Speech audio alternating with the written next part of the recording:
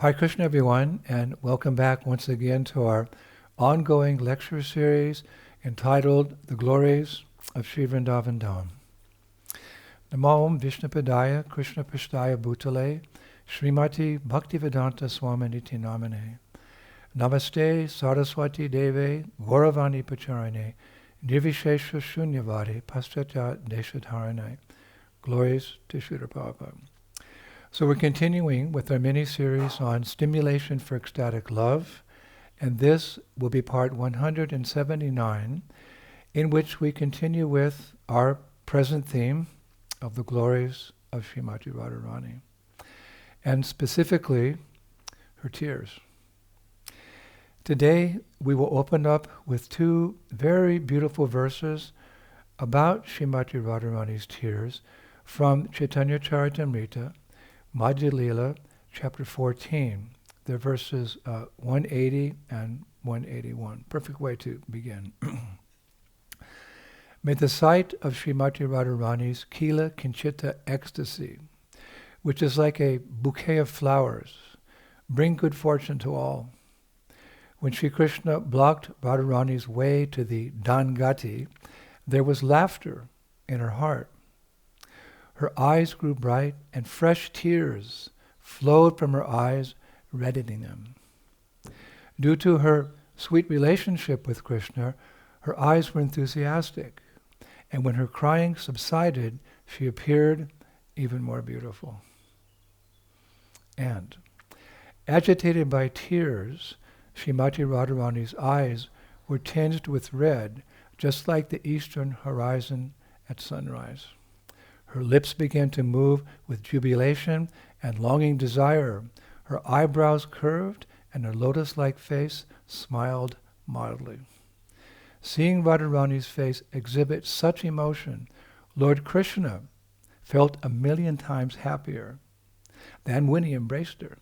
He felt 1,000,000 times happier than when he embraced her. Indeed, Lord Krishna's happiness is not at all mundane. So in that last verse, we hear how Krishna became ecstatic, seeing Radharani's tears on her face. The shloka finished. Seeing Radharani's face exhibit such emotion, Lord Krishna felt 1,000,000 times happier than when he embraced her. Now, I kind of continued on that theme in my studies.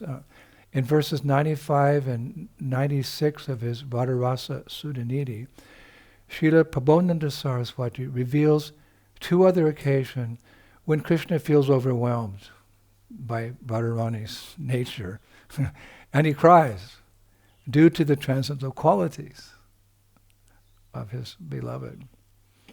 He writes, it kind of flows on here now, in the forest bower by the banks of the Jumuna, Krishna is fixed in meditation like a yogi on the light emanating from Radha's toenails. Muttering her names with eyes overflowing with tears, Krishna, his body becomes overwhelmed with an unbelievably joyful thrill of desire. May the two magical syllables of Radha's name, Radha, always reverberate in my heart. So Krishna becomes overwhelmed and tears come to his eyes. Here's the second verse. The two syllables of Radharani's name are so filled with the nectar of ecstatic love, they are far out of the reach of the gods, the devotees, the liberated, and their friends.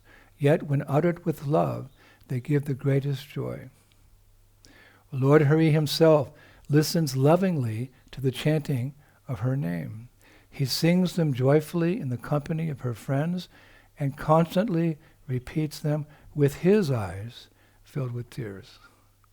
These two syllables of Radha's name are my very life and soul. Wow. So it appears, tears reign supreme in Sri Vrindavan Dham and experiencing one's emotions. Radharani cries tears of love. Krishna cries tears of love. And this following verse from Chamatkara Chandrika by Srila Vishwanath Chakravarti Thakur, we see how even Radharani's close associates are sometimes drawn to tears in her association. Krishna cries and all of her associates cry It's described very beautifully by the Thakur. He describes, one time Krishna displeased Radharani, and in her anger, she refused to see him. This pastime repeats itself often. So Krishna assumed the disguise of a female singer named Kalavali, and thus he was able to get an audience with Sri Radha. He came to her as a singer, disguised as a singer. So seeing Kalavali and hearing her glories as a singer, Radharani said to Kalavali, "O Bhavani, please let us hear some songs that you have learned from Brihaspati." So Krishna, in the disguise, as Kalavali said, "O Vrindavaneshwari, which raga should I sing?" And Radharani replied, "You may sing in the Malavha raga with Pradosha Samaye." The Malavha raga with Pradosha Samaye. So Vishwanath describes that as Krishna started to sing very melodiously, tears began to appear from the eyes of Radharani's girlfriends nearby. And they started to flow like a river. And towards the end of the song, the drops from their tears turned into pieces of ice and fell on the ground, making the sound tang, tang, tang. Wow. Their tears turned into ice and tang, tang, tang. So tears, again, are a very integral part of many, if not most, of the pastimes in Sri Vrindavan Dham. Radharani's tears, Krishna's tears, the gopis' tears, the gopas' tears, but especially the tears of Srimati Radharani, because she has the deepest love, Mahabhav, for Krishna. And that we hear about, the extraordinary nature of her love manifest in tears in Padyavali. Verse 354. With the end of auspicious days, when Madhava left for Mathura, that lotus-eyed girl, Sri Radha, sits with her cheek in her right hand, and bathing her lotus face in a steady flow of tears, is unable to get even a moment's sleep. Vrindavaneshwari Srimati Radharani Ki. Now, Prabhu, as we always do, I would like to share a couple of very beautiful pastimes. These are from Bhakti Ratnakara by Sri Narahari Chakravarti. And these two pastimes took place in a forest in Braj called Pramodhana. Before this, I had never heard of this forest, but there's so many forests, sub-forests. So these pastimes took place in Pramodhana. I looked it up. Pramodhana means, the translation is a forest of great joy.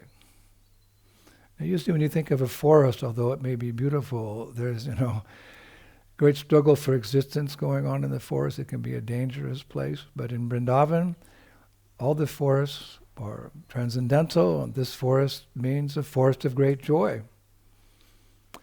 But on one particular day, the Acharya writes, that forest witnessed something very different than just joy, joy, joy.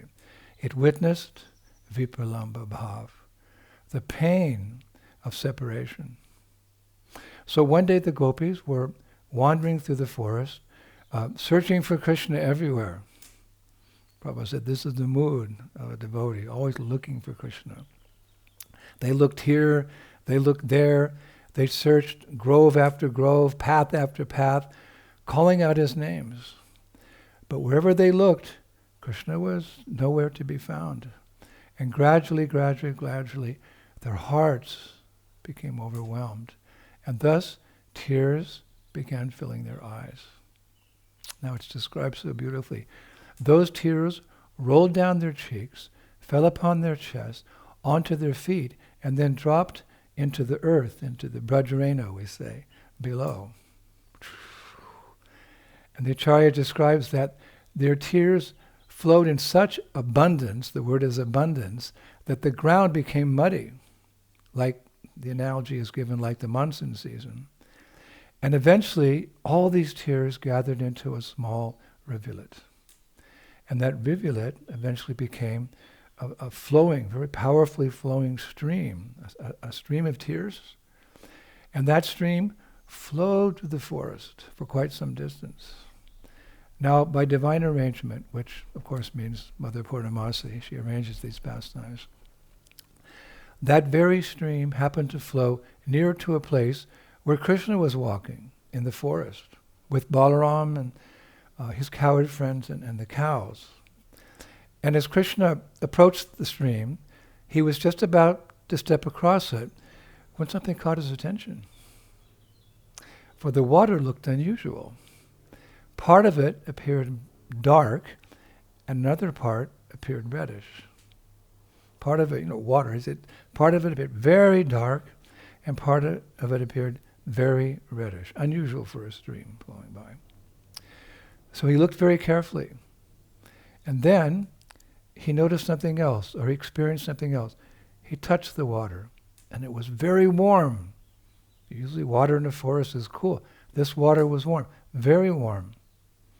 And the Acharya, he explains why. It's so nice.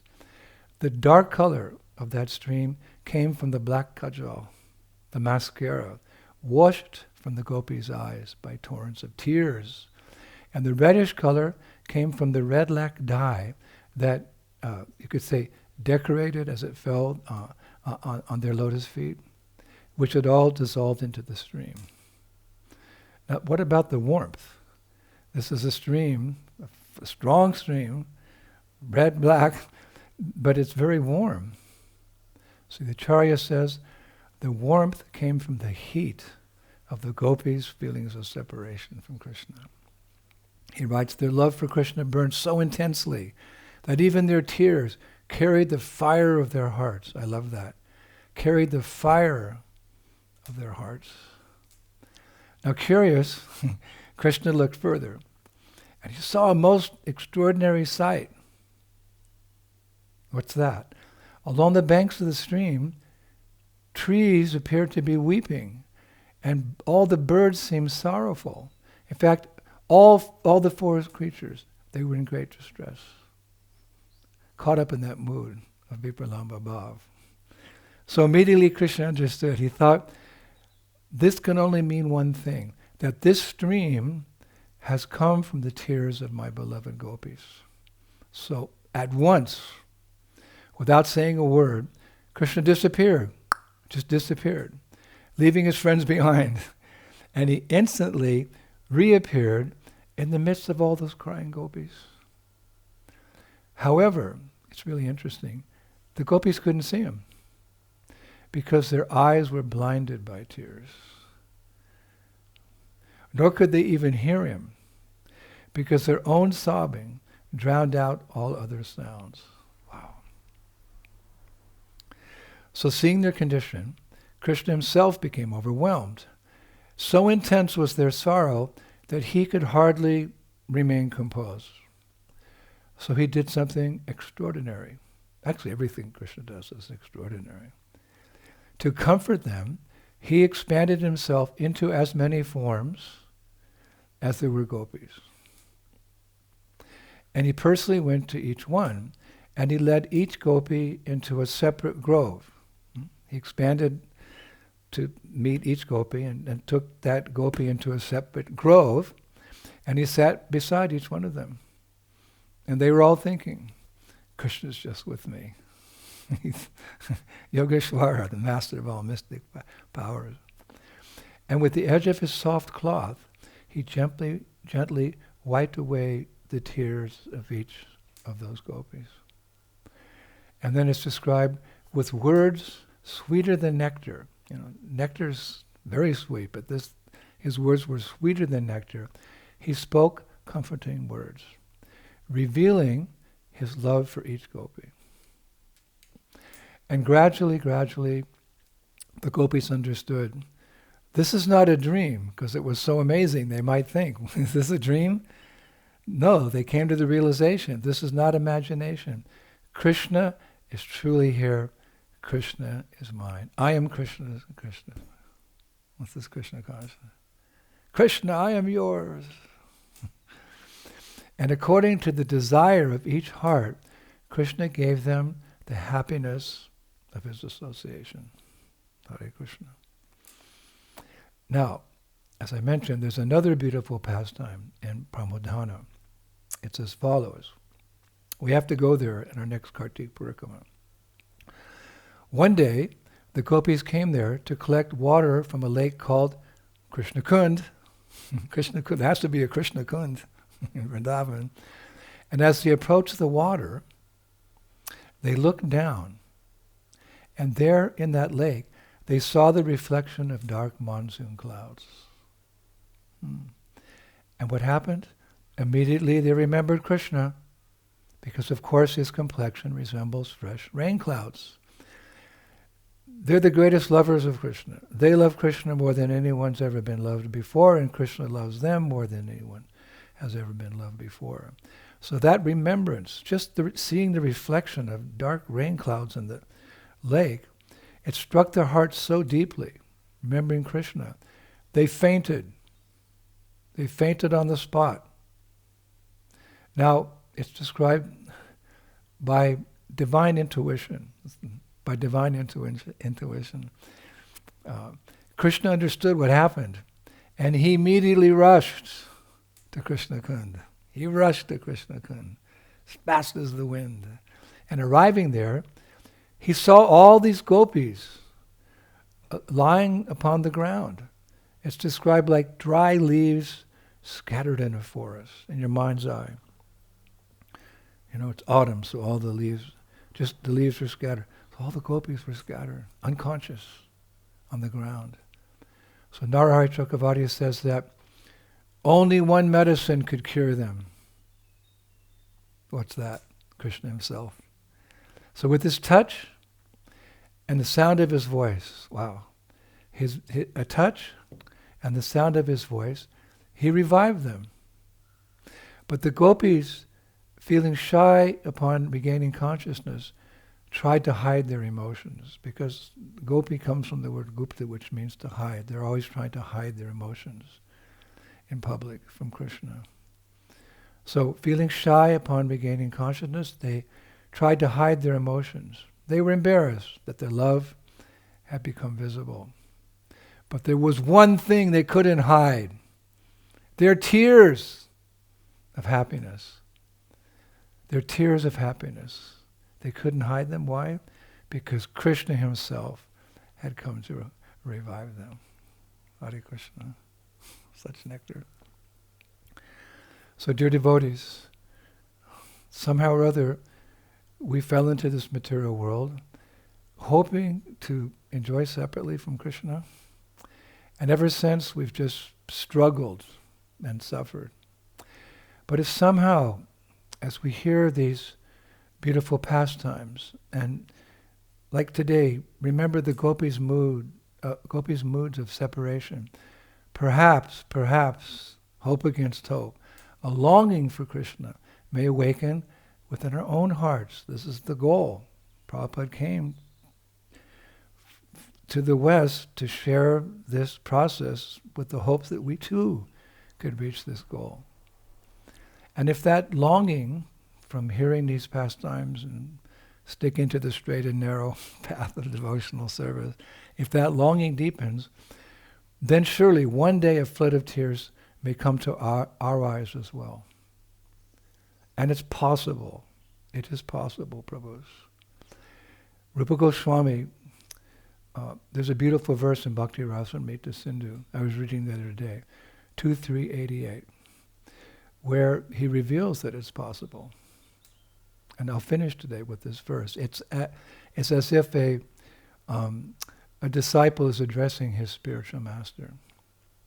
Listen, it's short, but summarizes so wonderfully that we can also one day achieve that goal. How can I describe the sweetness of your skillful words, pouring a stream of nectar with descriptions of the pastimes of Mukunda? When the materialists, who do not even desire to hear about Mukunda, hear the pastimes of Mukunda from your mouth, their eyes quickly become filled with tears. Whoa! The disciples speaking to his spiritual preceptor. How can I describe the sweetness of your skillful words, pouring a stream of nectar with descriptions of the pastimes of Mukunda?